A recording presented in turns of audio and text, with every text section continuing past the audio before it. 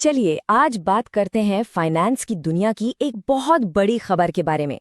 Global investment की दिग्गज company Blackstone Bharat के फेडरल बैंक में एक बहुत बड़ा दांव लगाने जा रही है। तो आखिर ये पूरा मामला है क्या, आइए समझते हैं। अब सवाल ये है कि ये निवेश आखिर है कितना बड़ा। तो सुनिए, ये रकम है 6,196 करोड़ रुपए।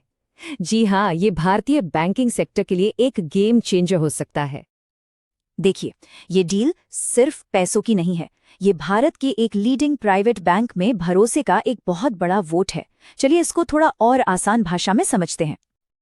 तो आज की हमारी चर्चा में हम 5 खास मुद्दों पर बात करेंगे। सबसे पहले इस बड़े इन्वेस्टमेंट की घोषणा, फिर इस फाइनेंशियल डील की बारीकियों को समझेंगे। इसके बाद जानेंगे कि इस डील के असल मायने क्या हैं, फिर देखेंगे कि ये भरोसे का पैटर्न कैसे बन रहा है, और आखिर में हम कुछ ज़रूरी बातों और भविष्य पर नज़र डालेंगे। तो चलिए शुरू करते हैं हमारे पहले पॉइंट से, एक बड़े निवेश की घोषणा। देखते हैं कि इस ब्लैकस्टोन फेडरल बैंक अग्रीमेंट की हेडलाइंस क्या कहती हैं। तो असल में अनाउंसमेंट क्या हुई? देखिए, फेडरल बैंक और ब्लैकस्टोन से जुड़ी एक कंपनी एशिया आई टॉपको के बीच 6,196.5 करोड़ रुपए की एक डील हुई है। और कमाल की बात यह है कि मार्केट ने इस खबर पर तुरंत रिएक्ट किया। खबर आते ही फेडरल बैंक के शेयर 2% से ज्यादा उछल गए। अच्छा, अब जरा इस डील की टेक्निकल डिटेल्स में चलते हैं। ये जो प्रेफरेंशियल वारंट इशू है, ये आखिर काम कैसे करता है, चलिए समझते हैं। तो सबसे पहले ये वारंट आखिर होता क्या है? सोचिए, ये एक तरह का फाइनेंशियल इंस्ट्रूमेंट है जो किसी को ये अधिकार देता है। ध्यान रहे, ये सिर्फ अधिकार है, कोई मजबूरी नहीं कि वो किसी कंपनी के शेयर एक तय कीमत पर एक तय समय के अंदर खरीद सके। मतलब आप इसे ऐसे समझ सकते हैं जैसे शेयरों के लिए एक डिस्काउंट कूपन मिल गया हो जिसकी कीमत पहले से ही फिक्स है। और इस डील में कितने वारंट्स की बात हो रही है? पूरे 27,29,74,443 वारंट्स। ये नंबर ही अपने आप में बता रहा है कि ये सौदा कितना बड़ा है। तो अब सवाल ये है कि ब्लैकस्टोन को ये हिस्सेदारी मिलेगी कैसे? इसका पूरा प्रोसेस 3 सिंपल स्टेप्स में बटा हुआ है। सबसे पहले सब्सक्रिप्शन।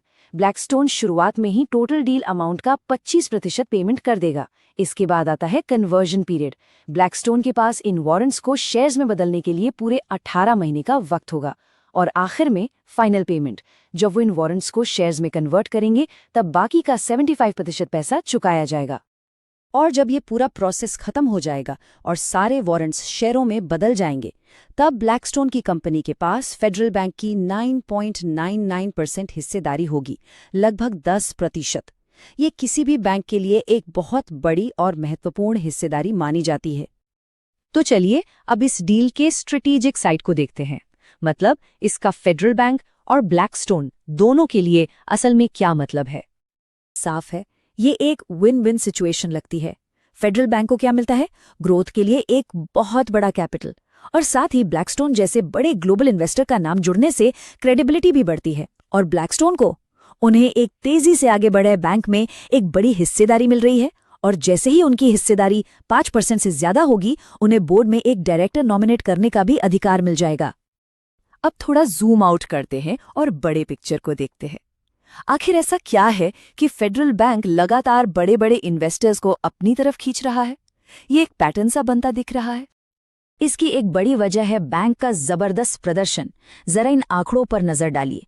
पिछले 1 साल में 21% का गेन, 2 सालों में 60% की उछाल, और अगर 5 साल का रिटर्न देखें तो वो है 310%। ये एक मल्टी बैगर रिटर्न है। ये नंबर्स खुद अपनी कहानी कह रहे हैं। तो सवाल ये है कि क्या इस ग्रोथ स्टोरी पर सिर्फ ब्लैकस्टोन की ही नज़र है? जवाब है बिल्कुल नहीं। अगर हम हाल की बड़ी डील्स पर नजर डालें तो पता चलता है कि दुनिया की कई बड़ी कंपनियां इसमें दिलचस्पी दिखा रही हैं। iShares, गोल्डमैन सैक्स, इंटीग्रेटेड कोर स्ट्रैटेजीज, UBS, ये सब बड़े नाम हैं। ये साफ दिखाता है कि बड़े इंस्टीट्यूशनल इन्वेस्टर्स का इस बैंक पर भरोसा कितना मजबूत हो रहा है। तो चलिए अब तक की सारी बातचीत को समेटते हैं। आखिर इस पूरी डील के की टेकअवेज क्या है और आगे क्या हो सकता है? तो इस पूरी कहानी से हमें क्या समझना चाहिए? पहली बात, फेडरल बैंक को 6,196 करोड़ रुपए का जबरदस्त कैपिटल मिल रहा है, जो उसकी पोजीशन को बहुत मजबूत करेगा। दूसरी बात, ये सिर्फ पैसों का लेन देन नहीं है, ये एक स्ट्रेटेजिक पार्टनरशिप है, भरोसे का वोट है। तीसरी बात, ये डील बैंक के पिछले 5 सालों के शानदार परफॉर्मेंस का नतीजा है। और हाँ, एक ज़रूरी बात यह भी है कि इस डील पर आखिरी मोहर 19 नवंबर को होने वाली शेयर होल्डर्स की मीटिंग में लगेगी। और अब आखिर में एक बड़ा सवाल जो सोचने पर मजबूर करता है, एक इतने शक्तिशाली नए पार्टनर और इतनी बड़ी कैपिटल के साथ क्या फेडरल बैंक अब नेशनल लेवल पर बड़े प्लेयर्स को टक्कर देने के लिए पूरी तरह से तैयार है?